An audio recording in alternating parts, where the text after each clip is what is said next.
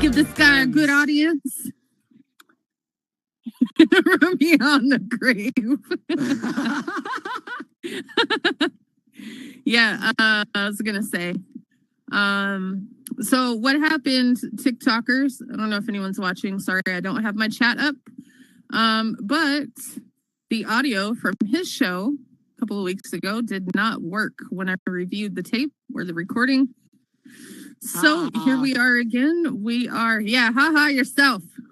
Am I allowed to just heckle randomly, just say some stuff? You heckler. So we're going to re-record the show. Nobody is expecting this because, like I said, this is usually on Sundays.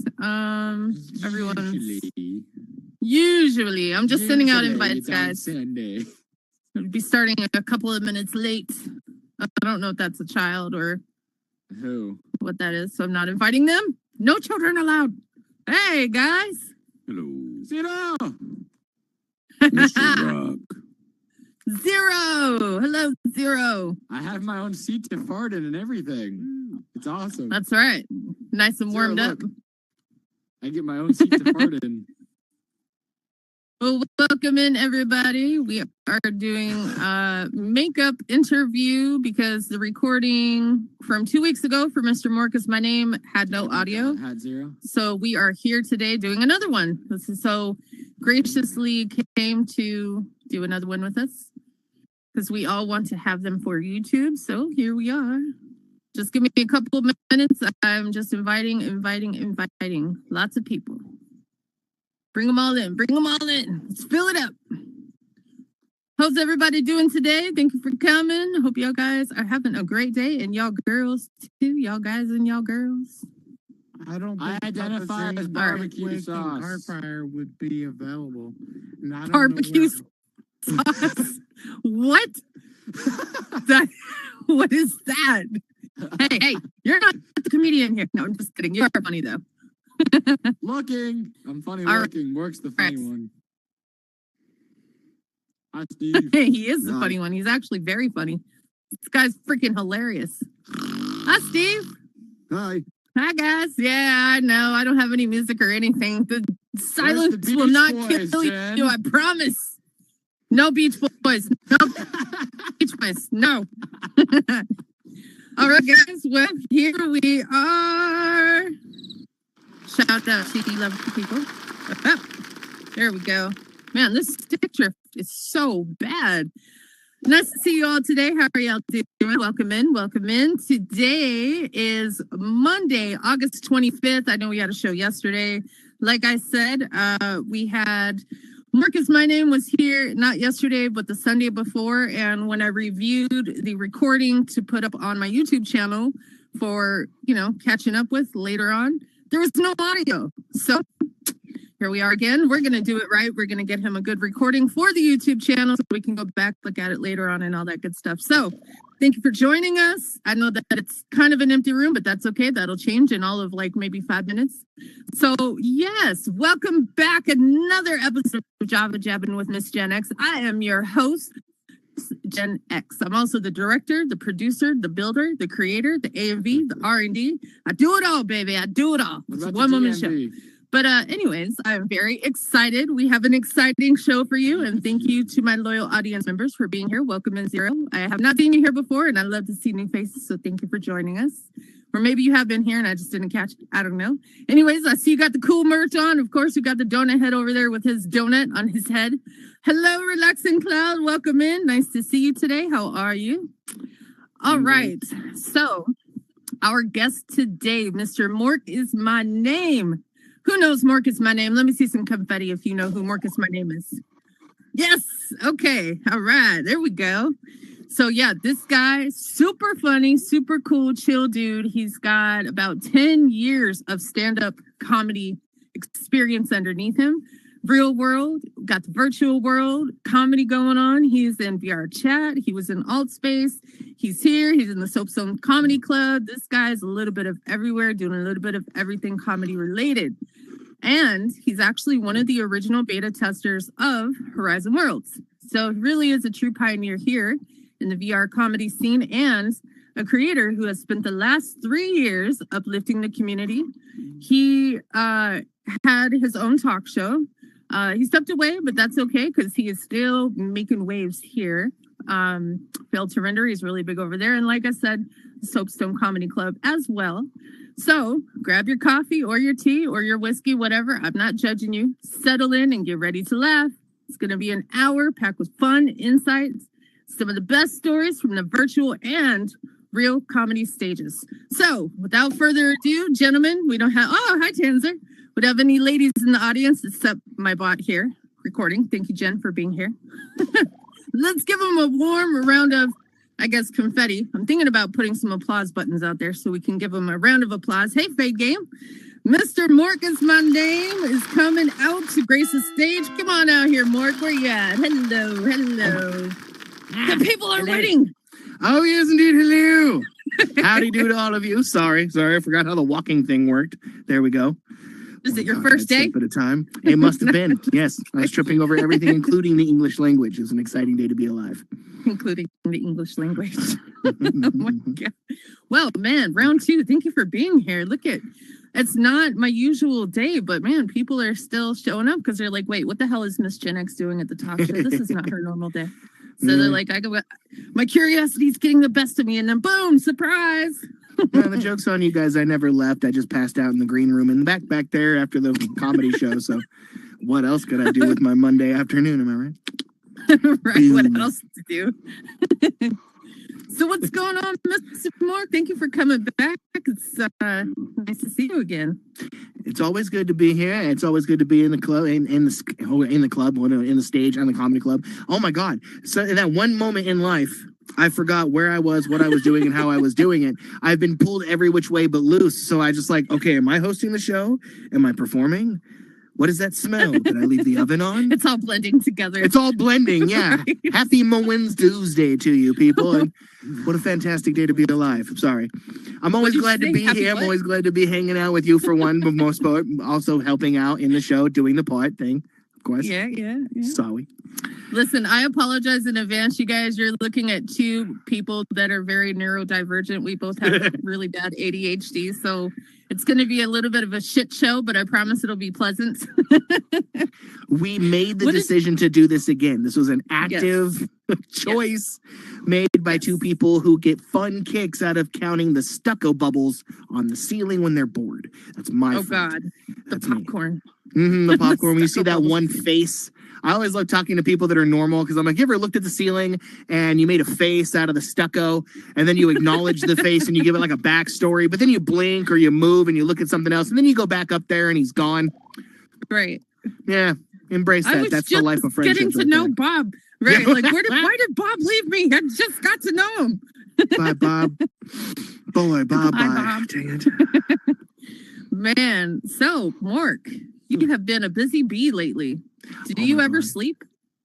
That's like a French pastry, right? I've had one of those before. Right. I like the ones with like the cream center. Not bad. If you have a chance to try some sleep, they are delicious. No, sleep, man. You need some sleep once in a while. Oh, hello. By the way, we are TikTok live streaming, and from time to time, I will be opening up my chat box. I can't leave it on forever because I'm doing a workaround. So the chat box will be in the screen. So if you hear me just like, oh, hey, Jason, or like, oh, hey, blah, blah, blah, thanks for the gifts. That's why. I swear I'm not talking to like the invisible people that only I can see. Oh, I love the invisible people. Right. Oh, you know them too? Yeah, we don't talk about sleep deprivation. Shadow people, they were the ones that helped me put my like Gundam models together when I can't figure out where the joints are, you know. Oh my goodness. Yeah. Yeah, you might want to consider exploring the getting some sleep. And I don't mean the pastry. Like, go get some sun, man. You look cold. There you go. You that's the one. Yeah. That's right. Oh, man. Okay, so I'm going to open up with a fun question, right? Like, no crazy interview questions right off the rip. So, this is random. But if you could have any superpower for your comedy career, what would it be and why? Oh, God. I think one of the hardest things about being a comedian is recreating a story for people. Because, like, unless I say that like I was talking to a big, goofy, chubby-looking, hairy hippie, you would see this, and that's as far as the story would go. Then any other character just doesn't mean anything, right? But if I had the ability, like, you know, I was talking to this guy and like turn into that dude, Right. and he said like, blah, blah, blah, blah, blah, blah, and then like turn back to myself, like that would be amazing. An entire like audio log of characters at my available, you know, reach. Right. And then just messing with people. Like, I wish that I had, like, you know, Melanie Griffith's nose and, like, Al Pacino's chin. And then you're just, like, wrecking people's existence as far as, like, an image of humanity. Come out there looking like a... Yeah. Hillary Swank's left breast, but Emma Stone's right breast. People are like, what kind of psycho bloody human are you building? Yeah, that's a little bit psycho. 100% morph the ability to change characters. Yeah, I would have each individual celebrity tooth in my jaw and just taking selfies all day long smiling. Are you kidding me? That would be amazing. And then, you know, like people are thinking about... right. People are thinking about the policy of like, what would you do if like you had a special power? I'm just screwing with myself in my fucking reflection. Like looking at my teeth. This is what I would look like with a vagina on my shoulder. All right, moving on. Like I would just be able to like, yeah, exactly. Just God, whatever. So extreme. The ability to change yourself, your appearance, you know, that would be great. Imagine mocking someone that said something. Somebody's like, oh, I think we should go left. Did you spend the rest? I am so sorry. Oh my God. That's so unique. No, it's okay. Your mind is a scary place. I thought I was bad. Jesus. Jeez Louise. That's why I always think that like my therapists promoted me to like a new therapist. I was like, oh cool, I leveled up. You know. I leveled up. Yeah. Your therapist needs a therapist now. Yeah. Had to get a second opinion. Therapists do need therapists. Yeah, a second opinion. Oh, God. All right. So, look, let's start with basics. What do you say? Start at square one. So, what got you into stand-up comedy in the first place? Like, was there a particular moment when you realized you wanted to make people laugh for a living? God, you know, I thought I would have forgotten about this and ended up pulling some other like random answer out of my ass. Like, oh, when I was 5 and I made my grandma laugh. Like, no, like I'll go back to like, I'll go back to The Fifth Element. I always go back to that. Like, let's take you back to a time, the late 90s to the early 2000s, right? It was in a movie theater. The whole family was there. We were getting ready to watch The Fifth Element. It was like release week, you know. We were in some podunk, tiny little theater in Ojai, California. Okay, just itty bitty little theater. And so wait, where in California? Ojai, California. Where is that?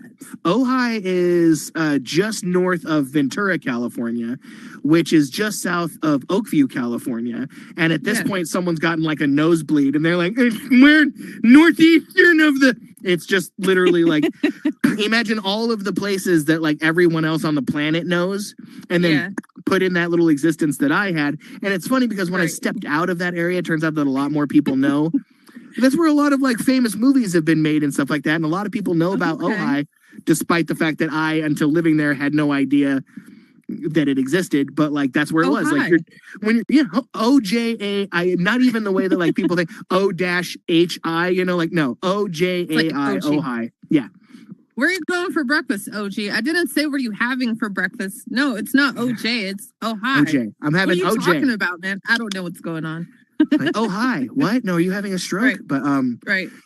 Super great place and super cute. Like it's one of those hippie locations out there where if they were building a road, this is a true thing about Ojai. If they're building a road out there and there's a tree in the way, they don't cut the tree down. They pave the road around the tree and paint it from like shoulder length down in bright yellow or orange and put flashers on it. So they don't cut the tree down, but also so that your dumbass doesn't smash into the tree.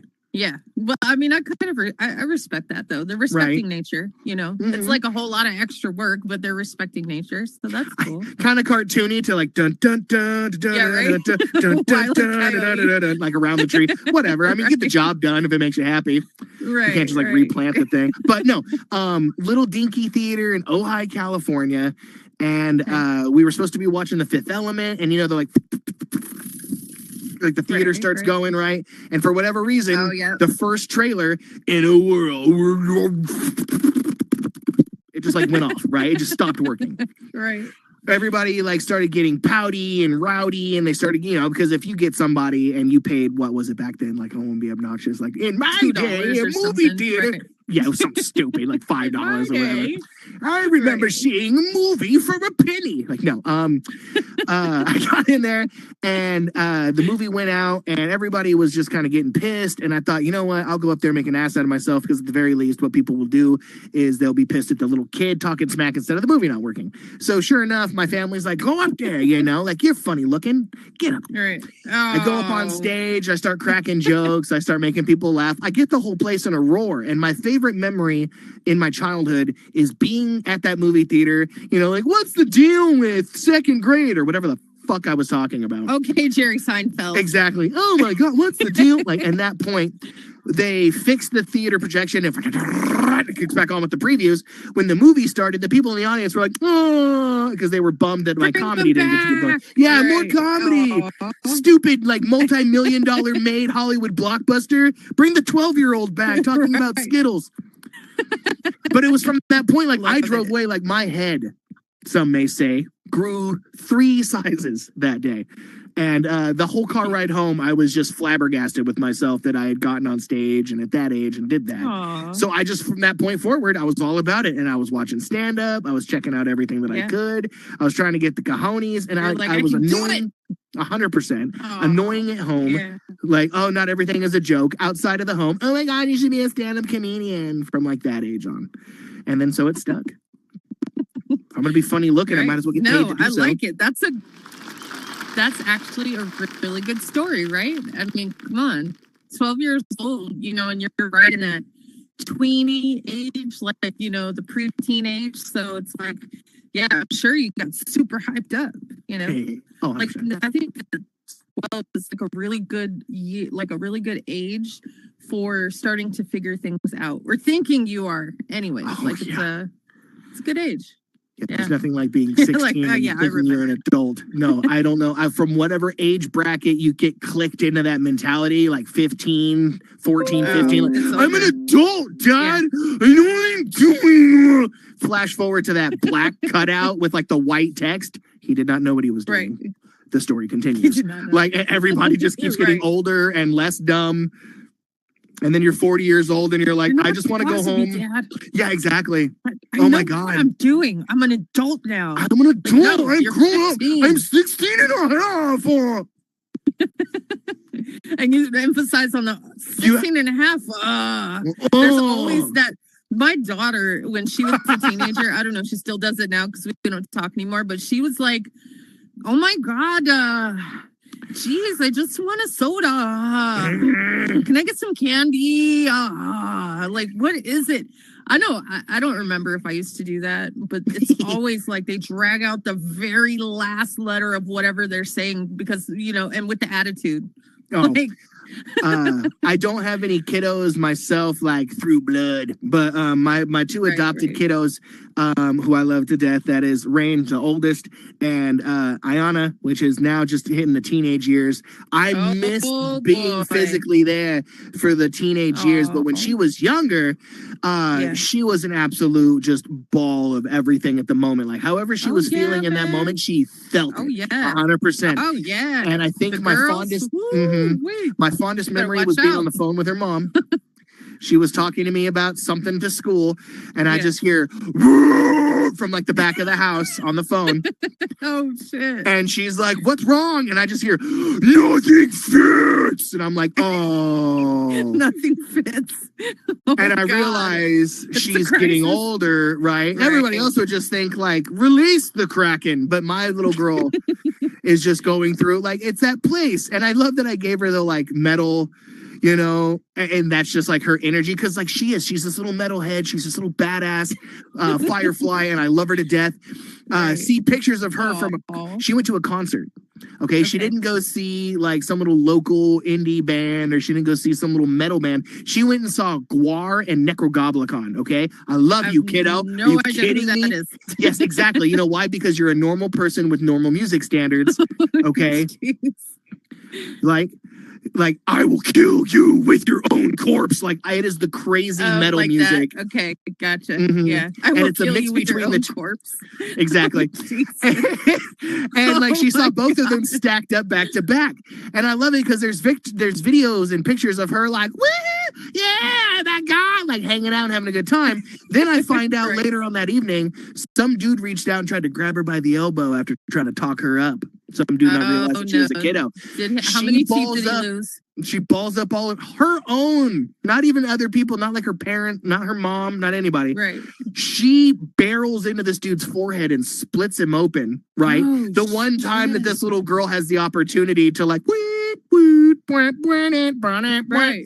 just full on assault this dude. And then she beats the dude up, splits his skin, breaks his face, and then goes back to the metal jams. Like it was nothing. Like Nothing happened. Yeah. Oh, of course, Well- like the adults finished the party. That's my favorite part, to keep on that tangent. Of course, he tried to like get Yeah. out from the one punch from the minor, but her Well, mom, hey, all the other listen. security. Let that be a lesson to any men out there that want to just touch random little girls. Don't do it. You get fucked up. Keep them know, hands like, to leave your- yourself. Yes, absolutely. Good for her, man. Yeah, let me. Yeah, good for her on that one. Absolutely. Yeah, man. So, okay, growing up, your comedic influences. I know when you were here last time, we talked about that. Can we talk about that again? Like, who are or were they, and how do they impact your style today? Oh wow. Well, to go for like the legends or whatever that aren't with us anymore. Like you want to look at like Chris Farley, Yes. Mitch Hedberg. He was a huge one. There was something about that Yeah. goober hippies style of comedy where Yeah. it was like, it was just almost observational, but it was observational from like the policy of like a stoner, you know, like Nice. why do elevators have to go up and down? Why can't they go side to side? Right. That's his humor. If I could build an That's a good elevator, one. I'd make one diagonally. You know That what? way you would never know where you're going to end up, you know, No, like or that's something like that. true. That's a good question. Why can't we get elevators that go from one end to the other or diagonal? But you know what? I bet China has them. Oh, I bet you. Anybody who's thinking Or properly. Japan.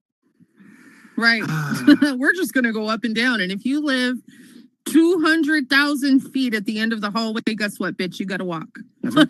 Like, I think Thanks. something funny about Thanks that, I for just that. learned that they still don't incorporate like 13th floors in buildings. You'll see elevators go from the 12th floor to the 14th floor because there's What? something supernatural about having a 13th floor on a no, building. wait, are you serious? 100%. You'll Is see he that lying, you there guys? is. Anybody who want to take the time to prove that fact, just go Really? up and click. I don't know if they do that with a lot of newer buildings now because, What? you know, most people have a little bit more common sense and they're not scared by numbers.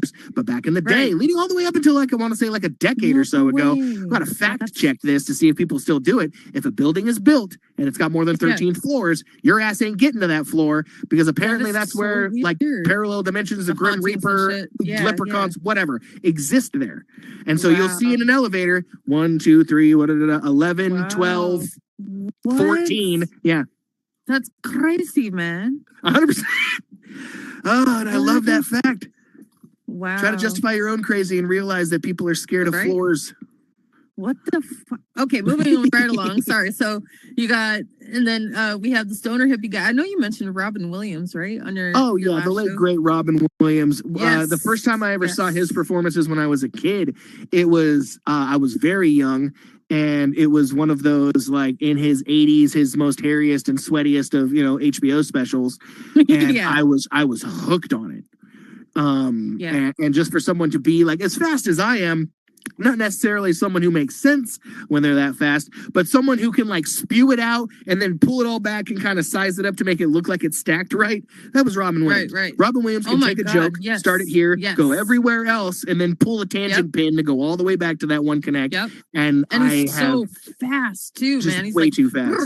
It's like, wait a minute, huh? Oh, you know? Yep. You get to the last one and you're just about figuring it out. It's like, next tangent. Oh, you're like, oh my God, dude, just for 30 seconds. Yes.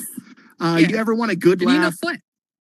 Go ahead. Sorry, go ahead. My bad. No, I have a no. problem with interrupting people. I am so sorry. It's the two of us. I've done it to you at least 3 times. I I'll know. interrupt if I want to. No, I'm just kidding.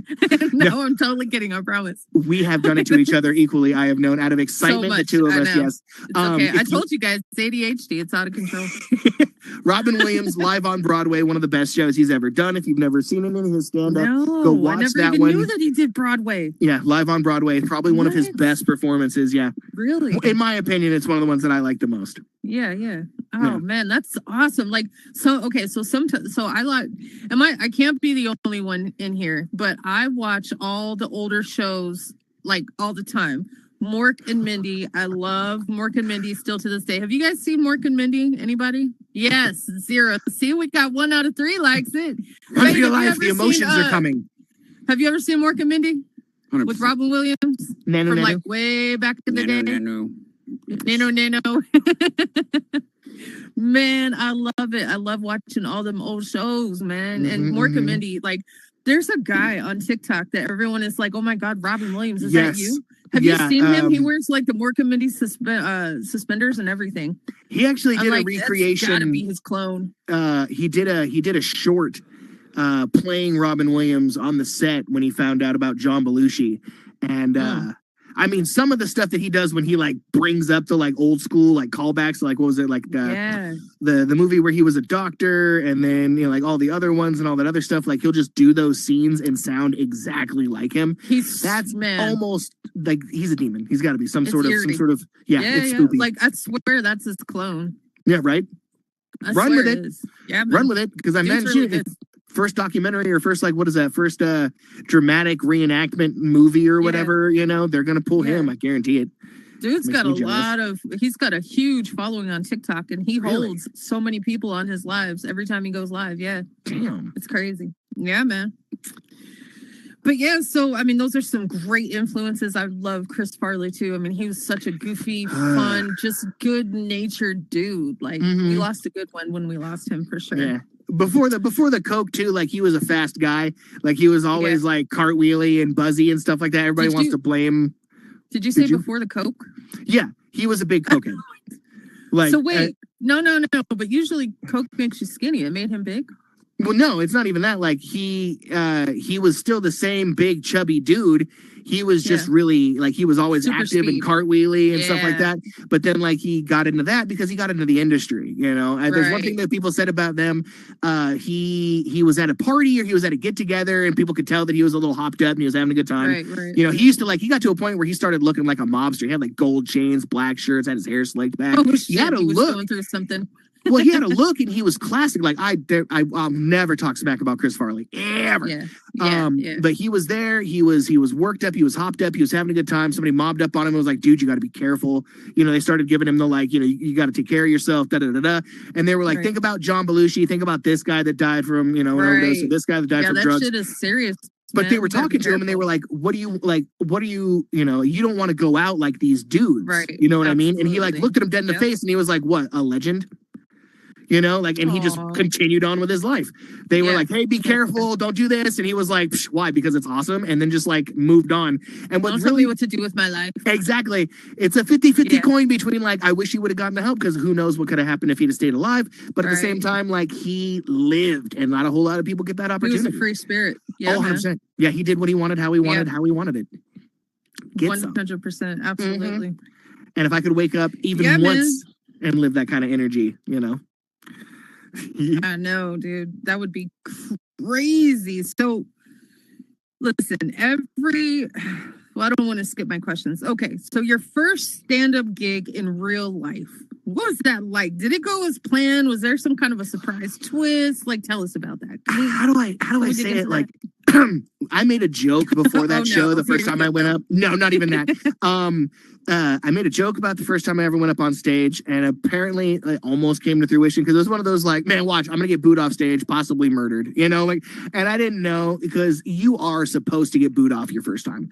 I absolutely got thrown over the damn coals. You're not talking about the first time that I did it when I was a kid, when I did that show at the movie theater, when I actually decided I'm gonna get the cojones. Yeah, oh yeah, the hot lights and shit. Mhm. Yep. I got up there. It was an open mic, and I had everything planned out. You gotta be careful. Don't work your plan over and over in your head. Just make sure you have one. Keep yourself prepared. Don't scare yourself out. Because as soon as I got up to do my performance, whatever goblin works the keyboard up there was like, oh no, it gone. Oh, Everything no. gone. There was no way. I just like no. Aw. Totally cracking. Oh no. Hey, what's going on with my arm here? Whoa. not like last time where it was just like Nobody told me.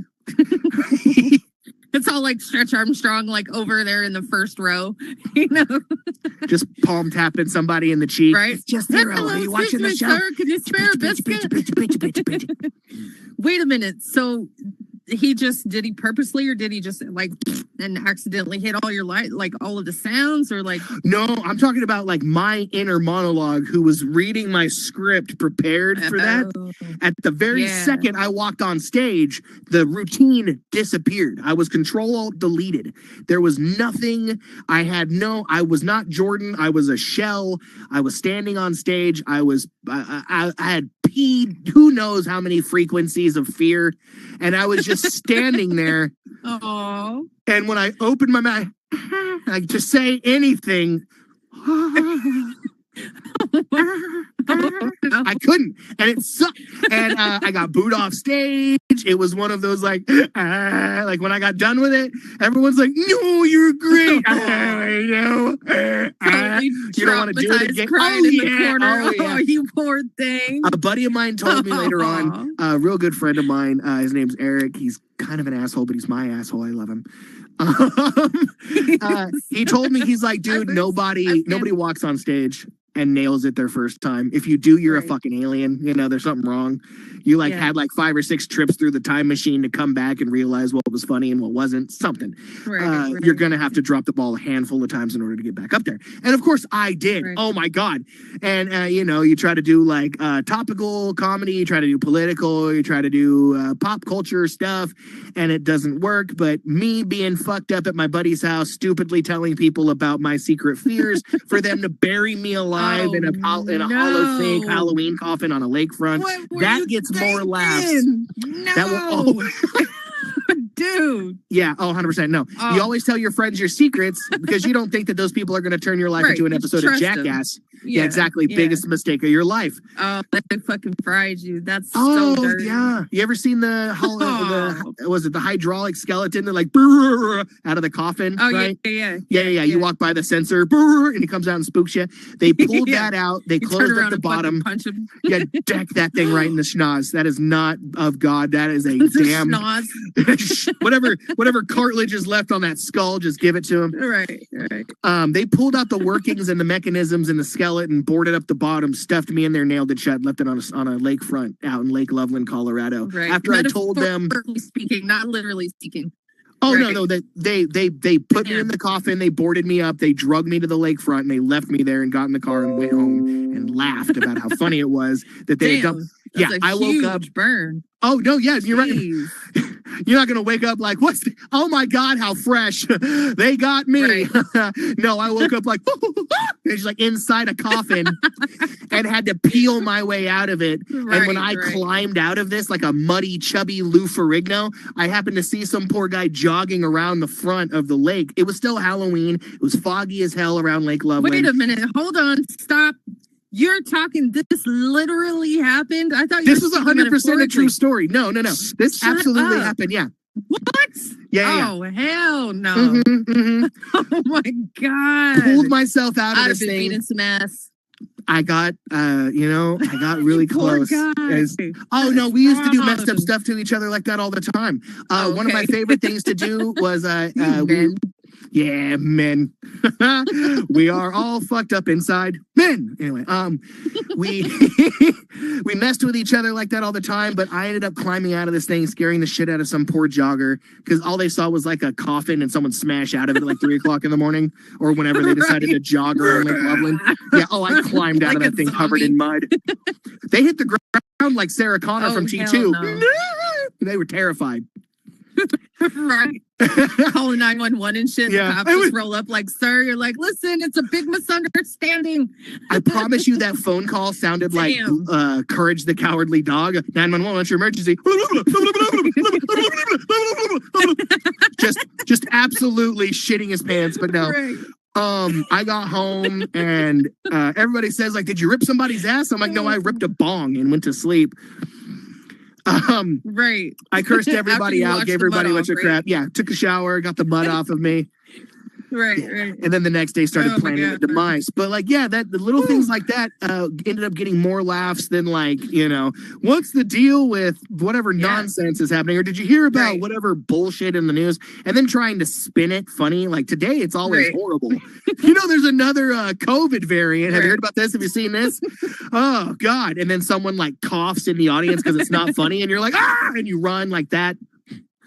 That's the only way you can spin current events and have it be somewhat funny, but like now it's just awful. So like, yeah, I resort to stories and things that I've done or things that I've seen or things people have told me that are funny. That's the best, man. Mhm. Yeah. It's just like, it's like the gift that keeps on giving, and I'm not talking about like herpes. Like, it's the gift that keeps on giving, you know, like thanks for the material, guys. Appreciate that. What? I cannot so wait. what would you say? And you know what? It's like, I'm glad that you didn't quit, because some people, man, they bomb the first time and they're like, nope, absolutely not, never doing it again. And, you know, not being like, you have to fail to succeed. So I'm glad that you didn't just like stop there. You're like, no, this is what I'm meant to do. I'm going to do it. Fuck you. I'm moving on, you know? Yeah. I think the thing was that the saying is like, if you fail once, if you fail, do it till you succeed, unless it was bungee jumping, in which case we'll miss you.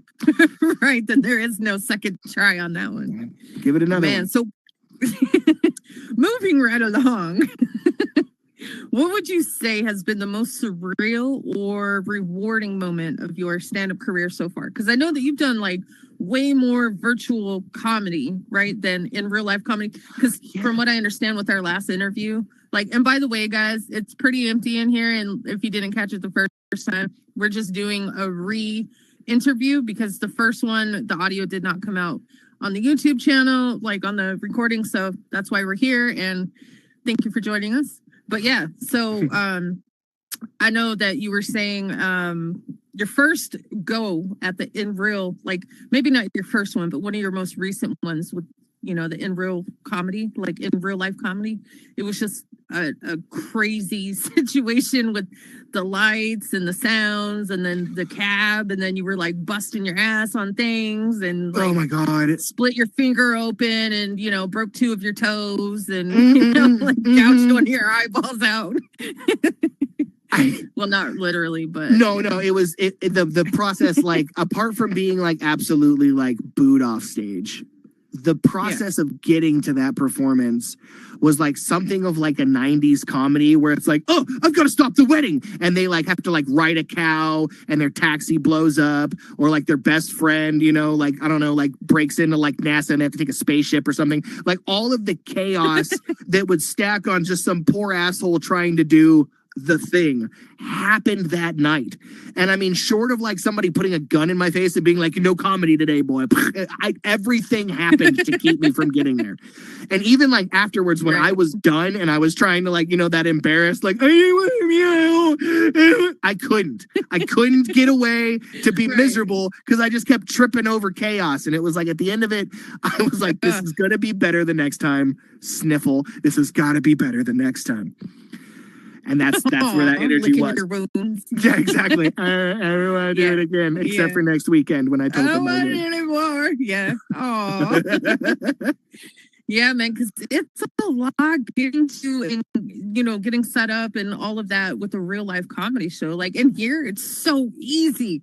You just make sure, you know, you got yourself some coffee or snacks or whatever, and you got your headset on and you're ready to go. God, I'm going to be completely honest with you. Apart from the fact that 90% of the workforce in virtual reality is sitting down, it is the same fucking thing. Okay. Really? My favorite Okay, except for like mild unprofessionalisms that pop up in moments of stress, you can't help Right. it that. But like Right, right. 99.9% of the issues that I've dealt with, at least when I'm dealing with like someone of a professional level, they are all the same. Hey, I'm having a problem with the audio. Hold on one second. Hold on, we're having an issue with the lights. True. I'm just Yeah, the waiting for my triggers aren't security. working. Thank Right. you. I've set up. I got everything up and recording, but there's no feed. Yeah. Can we fix the feed? I had someone Right. working on my lights, working on my sound. This was in my soundstage when I was doing the talk show. This is still VR. Someone in a Right. booth operating. It's a Someone production. exactly. And looking at that, the only difference is that I am comfortably sitting like Winnie the Pooh right now in a pair of boxers and a t-shirt with a Winnie the blanket Pooh. over me with my favorite cartoon characters in front of my Right. TV that's running some weird top 10 list of like spoopy things. And I've got music playing, and that's it. That's the only difference. Background music. Yeah. Exactly. In the headset, Right. it's still buttered chaos. And everyone Right. in the area is dealing with it while you're trying to put Right. the fire out with your little virtual reality hands. Right. So especially like if you people don't understand exactly what's going on here in this place, this woman is responsible for every single thing that happens when they hit record Everything. on here. Yeah. So it's all her fault. It Yeah, goes back. it's all it's me, her. man. The cruise that I had in the back when something didn't work and you got to go thumbing through, like which loaf of bread or which slice of bread didn't toast.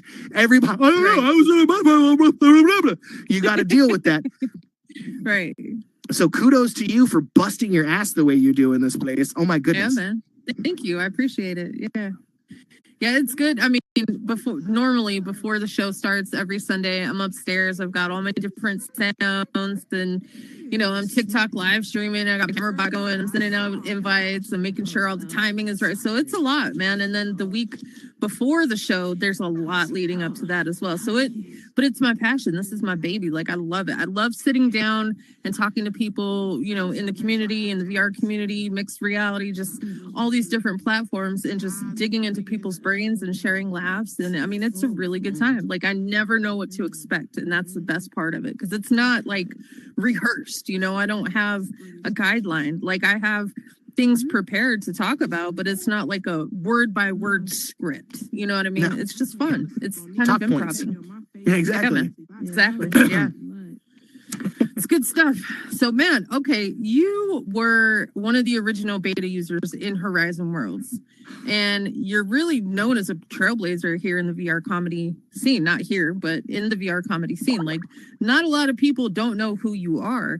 So, how did you first discover the world of VR, and what drew you into doing comedy in here? Because you've been in Altspace, right? VR chat. Oh, yeah, pretty much here. all You've of been them. in Banter. Mhm. Everywhere. Yeah, man. Just tried to recently do a show in Banter, and those poor gals they bust their ass. Oh my god, Discord Kitty, if you're seeing this, mwah, I love you. The late night show or the late night Banter show, like that's a big deal. And those poor gals were running around like chickens with their heads cut off, trying to get all the A's and B's and C's D'd up and everything. And there was a miscommunication of time on my part. And when I got there, and I was like, yeah. Nothing, you know what I mean? And then trying to fix everything. By the time they got done, they had to run the show with what they had, and I'm just in the back like, I'm sorry, you gotta be on your toes. But I want to say like VR influence goes all the way back to like when I was a kid too. Like the first time that they put like that Coupe de Ville headset on you, the thing that's just like it looks like the front end of like an 80s Cadillac with all the cords attached to it and everything. The monster. Yeah, the beast. The vision monocles or whatever, or the vision capture area was about this big on the headset. It was about this big. Yeah, boop, right. But I pixels, it was all like polygons and big space shapes and nonsense. As soon as I took the headset off at that age, I was like, this is the future of everything. Like I knew I was going to be a part of it. And then I got to watch it. Oh, 100%. A flash forward to I'm in Laughlin, Nevada. I'm at a hotel, at an arcade casino. They put you in this big giant ring. They put the gloves on you. They give you a wand that's attached to the ceiling and a thing with a thing attached to the ceiling. They put the coupe front on your face again. And then they boot it up. And I'm standing in front of a place and I had a lightsaber. Oh, yeah. And then I had a blaster in this hand. Pew, pew, pew. oh shit. I looked and there's a reflected surface, right, with a mirror. I look, I'm Right. Luke Skywalker. And so I'm sitting there. I paid $14. It was something like $14 to $15 for like 10 minutes, right? Right. Wasted whatever the game was. I'm just like, oh, I'm Luke Skywalker. Wee! Right? Flash forward, it turns out that my buddy on the other side, my buddy Eric, my sibling, my brother, my family, he had put the headset on the other room, and when they put him in there, he was Darth Vader. He didn't he didn't think to come after me or instigate the fight. I get the headset off, and we meet in the middle of the room, and it's like, what was it? I was Darth Vader. Did you? No, I just went like this. I just went like this. And that was all we did. Woo, lightsaber. I'm Darth Vader. It's the coolest thing ever. Right. 8 foot tall and in leather, bitches. That was me. That was it. Oh, you know. shit. Yeah. 8 foot We went tall and in leather. spent another $15, actually That's played the game hilarious. at that point, fell in love with VR, watched as the technology upgraded. As soon as they created the wireless, cords free, I think it was like the first Quest, the Oculus. Yeah, the very first Oculus Quest. I strapped that giant brick on my head and fell in love with it. And then I think Horizon Worlds popped up. It was beta. It was supposed to be a social platform, and it was the idea of like Ready Player One to me. Oh, right. People building their own stuff. Like, this is what it looked like if you're like, I'm in the game, you guys. it's 100%. Like I can, you know, absolutely. it's 100% immersive, and I loved it. And then as it started to evolve, and technology started to evolve, see the Quest 2 and all that mess. But I'll never forget going into Gutty's Comedy Club, which is now Soapstone Comedy Club, right? Yes. And doing my time there. First couple of times I got booed off stage. It wasn't what they were expecting. I wasn't the comedy that they wanted. I was the comedy that they needed, and they didn't know that they needed it. Yeah. So they booted me off. The second time I came out, they did a little better. They booted me off. Third time I went up, it was in front of Aaron Sorrells, that beautiful man. And which, by the way, hold on, I have to interrupt you. I can't hold it in any longer. You guys, I'm freaking out. I got to tell you, which I told myself I would not say anything, but I'm going to tell you right now. Aside from Lolly D, which is like his coworker, so I don't really consider that counting. Guess what? Aaron Sorrells is going to be on my show, Mr. The Soapstone Comedy Man himself. Oh my God, in October. that's sick. I can't say yes, he's coming. I'm so excited, bro. Like, do you know how huge that is for me? Do you know how excited I can am? imagine. I'm like a little schoolgirl. I'm like, oh my God, I love that guy so much. Not in a weird way. Calm down. Oh, please. I love you in that weird way. I can't believe it. 100%. Yes. No, the first time I ever met I'm so excited. I'll make sure you get here, though. Yeah, oh, please. Oh, my God. For that. Yeah. First time I ever met him, I was getting set up. You're going to want to get here early for that. Oh, I believe it. I don't know if you know who like Skitter or Sensei J and all those other fantastic people are. Some of the OGs that came in here in beta and alpha and all that stuff. Guy, super cool 100% love him. So him and like Ashman Media are like two videographers that like I have known since I first started walking around in this place. But Sensei J and a bunch of other people got together and they created a short called Horizon Hipsters. And it was right when they started doing their thing, and that's where I met Aaron and everybody else. And after that, I got head up to do a Saturday performance at the Comedy Club when he was running it then. And that's on YouTube now. I think if you look up talented folks at the Soapstone, it'll bring up that first performance. Nice. And I killed it. And then after that, he asked me to come back a couple more times and then asked me if I could host a show for him. And I've been hosting Mondays. Yeah, I was doing Mork and Monday for like a couple of years. Yeah, it's a blast. I remember that. Yeah. Mm-hmm. Yeah. I know, man. The energy Aaron Sorrells gives off is so good. Like, he's just a good guy with like, he's genuine, you know, and that's what I like about him. He's not so like, you know what I mean? Like he's a good guy. Everything about him reminds me of Saturday morning PSAs. He's like, Saturday morning cartoon PSAs. Dude, he's like this. Yeah. He's like this big, like, teddy bear uncle that I never had and wish I did, you know? Oh, 100%. Like, he's so chill. I hope one day that they can get a Soapstone Comedy Club in real life set up somewhere And like, because I know over it failed to render, like I saw a video and I don't remember who it was, but the comedian was standing on the stage and he had never put a headset on before. And he was doing a dual comedy show. So he had an audience in front of him, a real life audience, and a headset on. And the screen behind him had the audience that he was looking at in virtual reality. And he's like, guys, this is really weird. But it was so cool. Like, what an interactive, cool, like 2 audiences at once. That's amazing. Oh, I would yeah. love Kyle that for Render Aaron, if he could do is that. a champion. Oh, they're getting right along. He started his stuff at Horizon when and again, like, I don't know if this is something, and I understand if this might seem a little, I don't know how this sounds coming out of me, but I don't know if his original intent, he's some random stoner guy, works under the guy. But no, I didn't know if his original intention was to start an entire community in virtual reality. I think his original intention was to just like, here's my favorite comedy club, ta-da, Yeah, and now look at him. It's insane. And all he's got to do is show up and be like, hey, everybody, it's like Papa Smurf. He pops up and everybody's like, hey, what's up? Oh my God. If you don't know, somebody will tell you. Exactly. And I embrace the hell out of that. I like when it comes to like getting advice about performances or looking to somebody for like a step up, because I've known him since I had the headset on. So there's times where like, people are like, I don't know, should we talk to him about it? Should we blah? Oh my and gosh. I have to be like, you mean guys. Aaron? Like, He's imagine like a barbecue. Come on. Right. At a barbecue, he's like the one eating like a spoonful of like mac and cheese, not a part of the conversation. Like, like looking over. Like, what? Like, at the end of the day, he is just a guy, but he's Aaron Searles. He's the unemployed alcoholic. Yeah. Walk up to him, say hi. He's just a dude, but he's a dude who's got super cool. an amazing comedy club and a fantastic setup. And, if you're interesting enough and you got enough, what's the word? If you're talented enough and you think you could be capable enough, a little flair maybe, step up to him and tell him you want to perform or tell him you want to help out with the club or something. Like, they're all really receptive. Him and all the little warriors underneath him, like the tree of power, dude, I guess you could say it. His team is so big. Oh, I love it. Like, it's amazing. It's just good vibes. I love it. All right, Aaron, we're done gushing about you for now. I'm gonna stop. We'll pick it up in October, okay? One more thing, lunch lady. I love you. Thank you very much. Thank you. She's awesome. And I love Lolly D. Oh, 100%. My girl. Lolly. Yes. Yes. I love you, Lolly D. I have a fondness for Lolly, but unfortunately not as much, don't hate me for this, as I do for Lunch Lady, because Lunch Lady is officially my handler. She's my handler. Oh, she's your handler. Okay. So when I'm out and I'm just like, I'm doing this stuff, she'll come out and be like, you've got a show. Get back here. Right. Come on. Get over here. She'll get the moving mork stick. Oh my God, the moving mork stick. You're hilarious.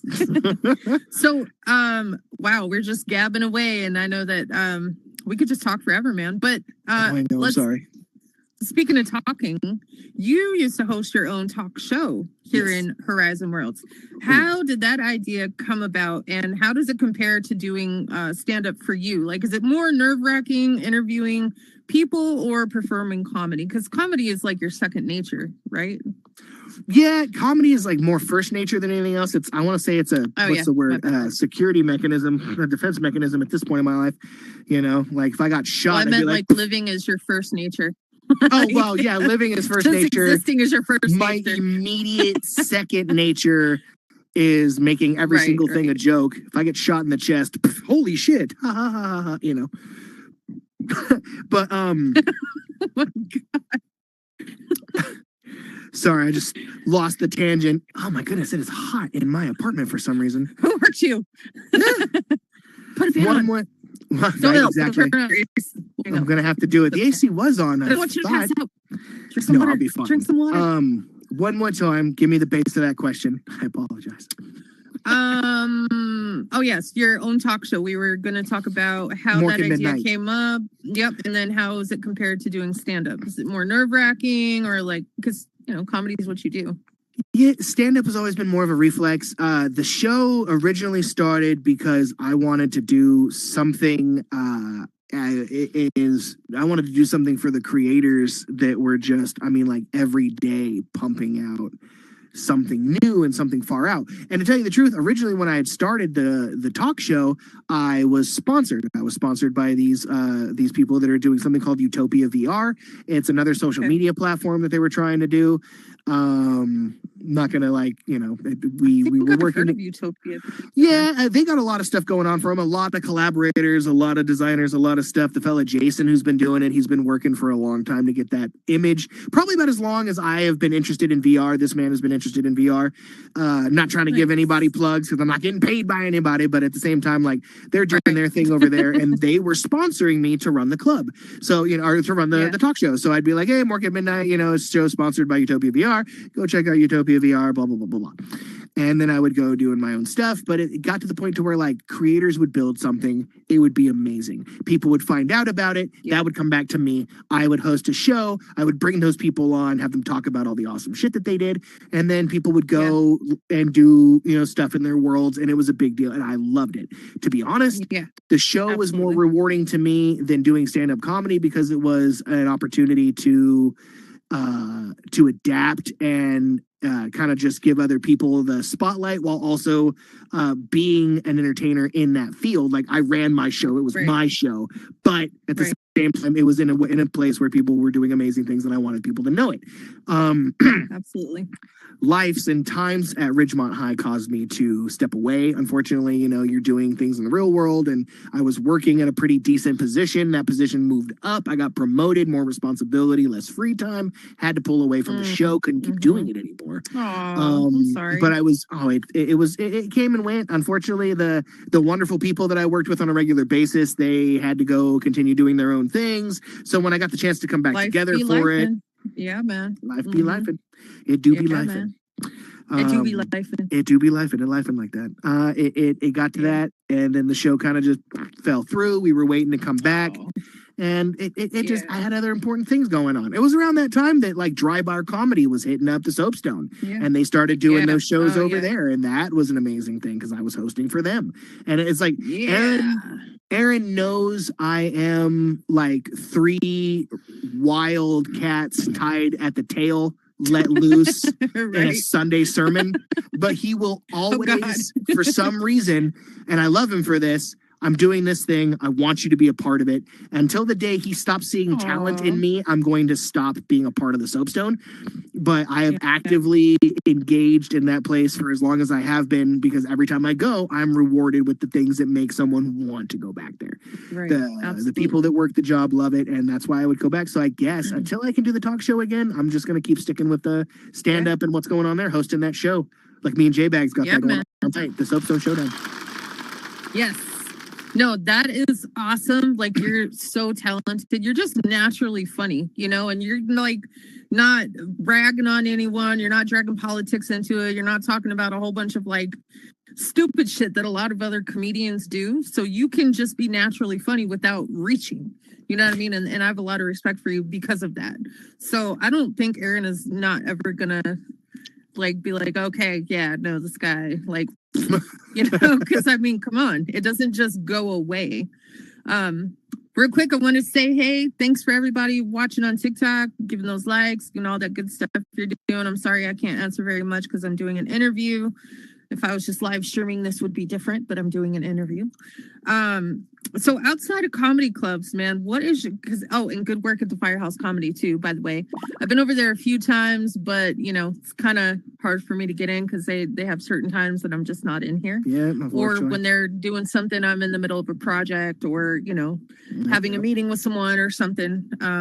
But yeah, outside of comedy clubs, what is your favorite world or types of world in Horizon Worlds or VR chat to explore and why? Like, do you have time for that anymore? Do you play a game and check different things out, or I try to do a lot.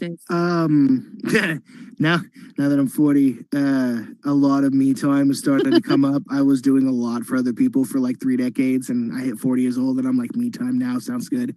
You can hear it in my voice too, like as I talk. But no, I love still checking out things that people build.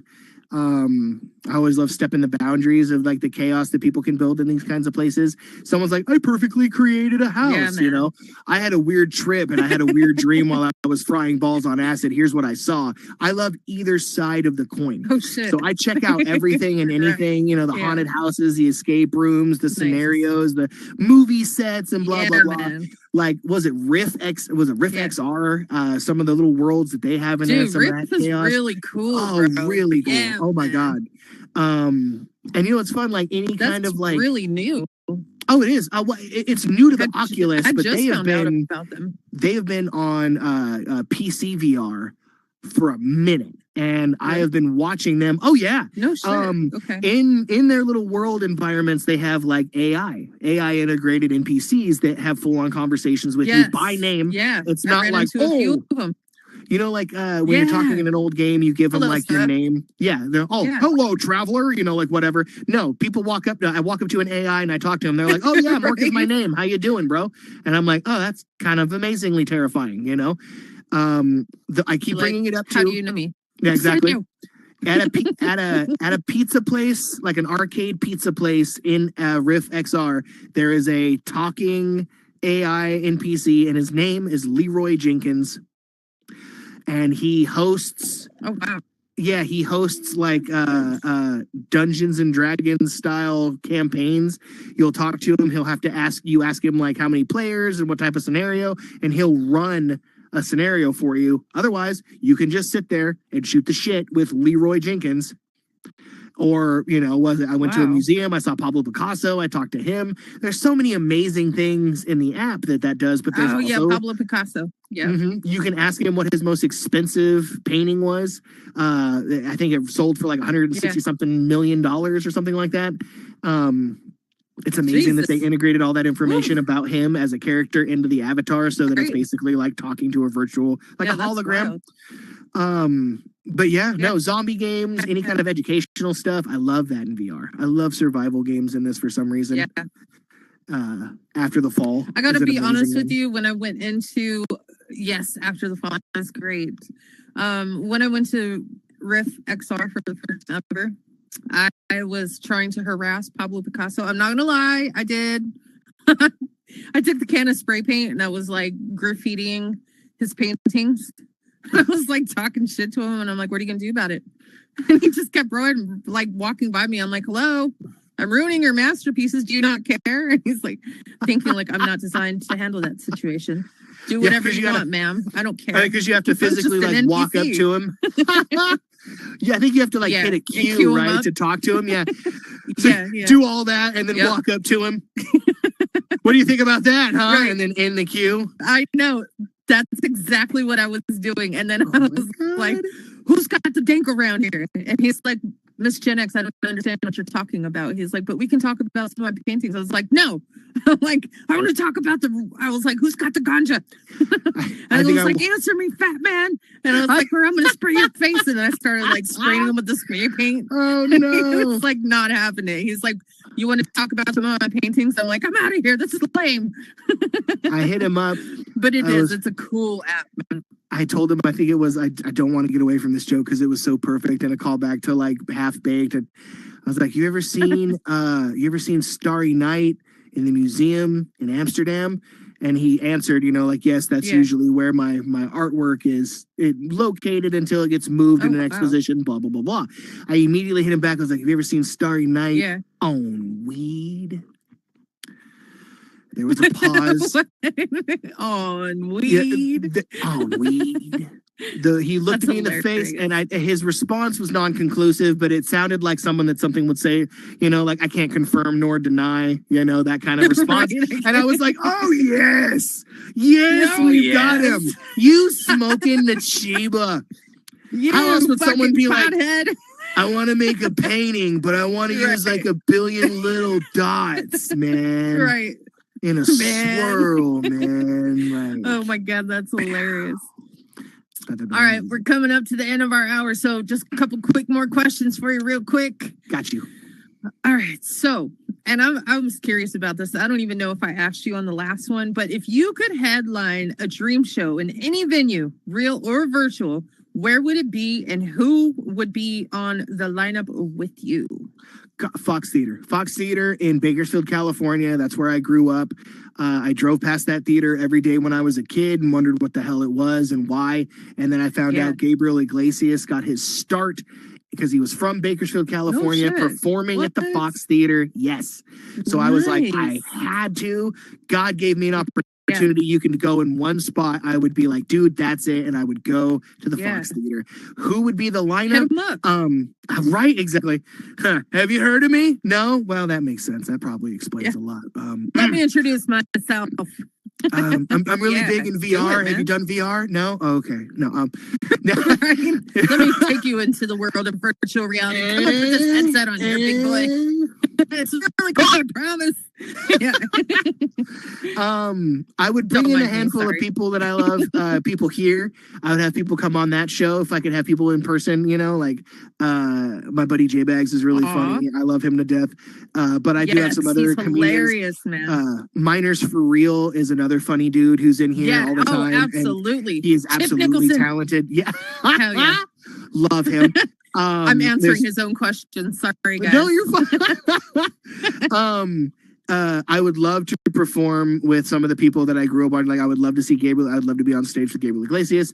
I would love Yeah. Maria Bamford. I don't know if you know Maria Bamford. She is an outstanding stand-up comedian. She has been doing it for Okay. God knows about as long as I have been appreciating stand-up comedy. She has been doing it, and Nice.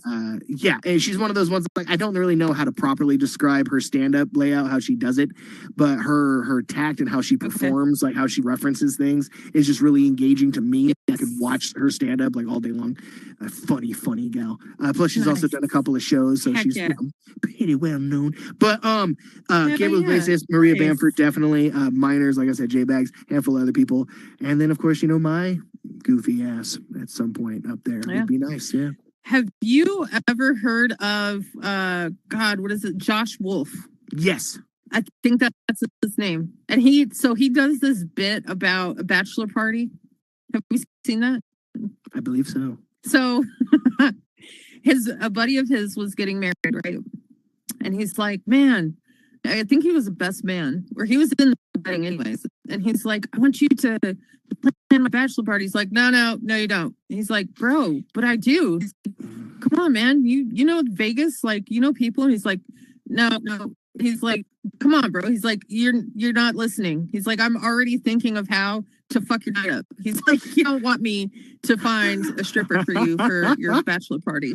Right. And he like looked up this chick from one of those cards, you know, like in Vegas. I don't know if you know, but in Vegas, they hand out cards for escorts and entertainers and things like that, and strippers and so on and so forth. And so he grabs one and he looked up on Craigslist, I think it was. And it was this like very large girl. And the headline was, I'll wrestle ya. Like, wrestle ya. And he's like, oh shit. So he hires this chick and she comes over and she shows up at the door with a bucket of hot wings and a sub with a thirst buster. And she's like, where can I go fuel up? You gotta watch it. It's freaking hilarious. I promise you. It's like the best 5 minutes you'll spend all I'm day. there. Oh, I'm so there. That guy is 100%. so funny. Yes. Pretty sure it's Josh Wolf. I apologize if I'm not getting that right, but everybody left us. It's okay. They're not used to me being here on Mondays, so that's why it's like, you know. That is all right. It's I okay. understand. We had to We're make doing up. it for YouTube anyways. Mhm. That's all right. All right, rapid fire and then we'll wrap it up. Yeah. Ready? Yes. All right. What's your go-to snack before a show? Oh God, weed. Rapid fire, rapid fire, There you go. rapid Weed. fire. Ah. That's not a snack. Oh, shit. Unless it's in a brownie. There you go. No, you know what? Goddamn. Chips and cheese, chips and salsa, chips and queso. Yeah, there you go. Cats or dogs? Neither. Not to I love eat. But I love animals, but I prefer neither. Right. Okay. Best joke you've ever written? Best joke I ever written? God, my ever growing Yeah. existence in this world. That is my biggest joke. Okay. Me existing. Ha Oh ha. my God.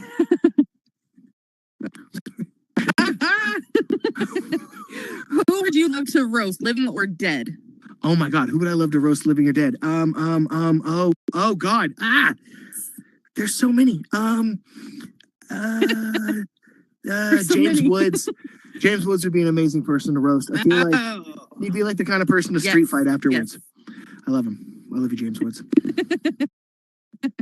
Street fight. Oh God. All right. And finally, what is one piece of advice you would give to aspiring comedians, both in real life and in VR? Don't ever stop. Don't ever stop. People think you're funny. You are funny. You've got talent. If you do 10 shows and you bomb 9 and you nail 1, you are a successful comedian. You have killed it. Those people walk away from that show just absolutely blown away by it. They have no idea you fucked the last 9. Okay. If you want it and you have it, you have the opportunity, go do it. Especially go to the Soapstone on Mondays and stick up on the stage. Show us what you got. Yes. Love it. Good advice, man. Good advice. Oh, and just kidding. That wasn't the last one. This is the last one. If your comedy had a theme song, what would that theme song be?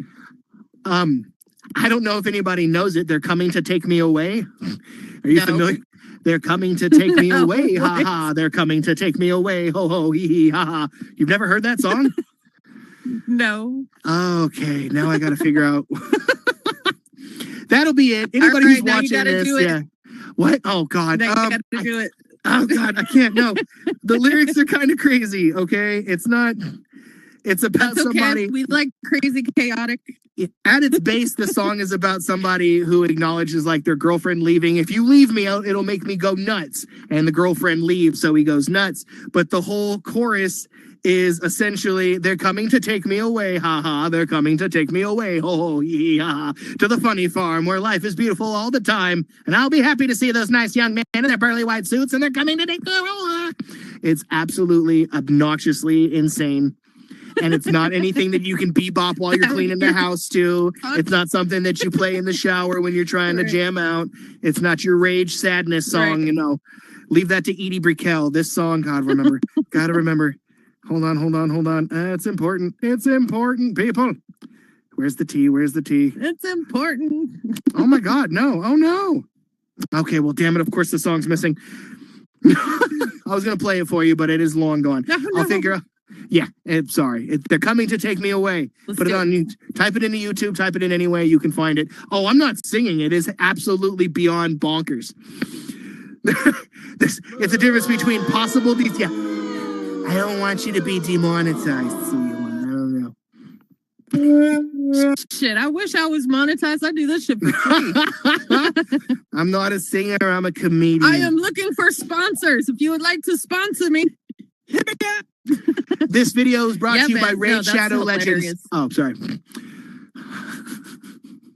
No, sorry. No, it's not. No, it's No, not. it's not. It's not. It's not. It's actually NordVPN. No, I'm just kidding. It's not. It's not. It's He's not. just It really kidding. isn't. No, I'm just fucking. What is going on with my hand here? Oh my God. Was there something weird? There was something in the coffee. Someone poisoned the coffee. Oh, look, I'm turning on my music. Stop it. Stop. Stop. Actually, I think my controller's dead. You can't get this in real life, I tell you that. Look at that. Look at that. Stop. Stop. Stop Okay. it. Nope. No, we're not going to play it. Stop. Stop. All right. Now that's golden comedy right there. That's comedy gold, baby. It was a jam. I love it. Look at my hand.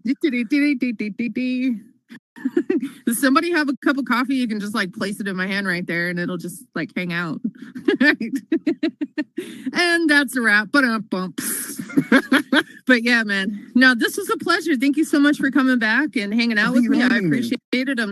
Sorry we couldn't draw our crowd in today, but you know, like I said, I usually here on Mondays. I mean, God, I'm usually here on Sundays. So this was totally unexpected, right? We did this for YouTube anyway. So Mork, you are absolutely amazing. You're super funny. I wish you all the very best in all of your future endeavors. I hope your comedy takes you as long and as far as and as high as you want it to. And yeah, man, one day you're gonna be there and I'm gonna be like, I remember I interviewed him on my show. Well, thank It's gonna be great. Yeah, man. Well, hey, you guys, anybody that's watching out there, check him out. He is when are you at the Firehouse Comedy Club? Whenever they have me. Mostly Okay. I perform there Mark it down on your calendar. whenever the fuck they feel like. Make sure to mark it down. Right. No, Write it down. Google Calendar. they have their off the couch. Whenever they have their off the couch show, they usually try to pull me in there if they can. So I mean, just check the roster. Nice. Okay. Other than that, check me at the Soapstone. Yeah. Hold on one second. And then you're at the Soapstone. When are you at the Soap? Is it Mondays? Tonight, 9 Central, 9 Eastern. Yeah. No, is Soapstone that Comedy every Club Monday? stand-up. That is every Monday. Right now, we're doing the stand-up showdown, so it's that $1,000 competition. If you've got talent, That's think you funny, right. come on down, prove yourself. Yes. We will draw 10 Win some people. money, honey. That's right. But yeah, that's where you'll how's catch that me. going? Anyways, you gotta. Oh, loving it. We already had our how you first. going? Yeah. We had our first round of 10. And we had our first winner. Nice. The man pulled a swift 1,000 G's, so now we're gonna have another. We're hosting more auditions for the second running. When we run through enough auditioned talents, yeah. Once we get enough of those, we will have the ultimate show between them. You know, this is like a Mortal Kombat. Everybody starts in the tournament, works their way down to the finals, and then the semifinals. You know? Exactly. Bring your talent. Yeah. Mm-hmm. That's right. That's right. This stretched arm is going to look great on video, man. I tell you. Oh, thankfully, I don't just- see it. Whatever you see on your side, it was for like a brief moment, and then you had dropped it down, so it's just the one so it arm looks moving. normal? Yeah, you've got so it's one only arm me. doing it. Okay, great. Well, TikTok sees it. Yeah, that's TikTok. okay. My battery's actually dead. I just don't want to get up and interrupt the show to go get it. So I'm just going to talk about it for 20 minutes, Arlo, did you have a question? I know you came up to the microphone. Did you want to ask Mr. Mork is my name a question? Okay, no. But thank you for coming. All right. Well, Mr. Mork is my name. That concludes the show, the second show that you have come out for. I appreciate that. Thank you very much again. Let's give a round of confetti for Mr. Mork is my name. Thank you, thank you, thank you. I appreciate you being here. And yeah, I will see Thanks you for around the having me. metaverse. Oh, absolutely. Take it easy, mac and cheese. Mhm. Yes. Mac and cheese. Mac and cheese. All right, Mac I'm and cheese, going people. to take that.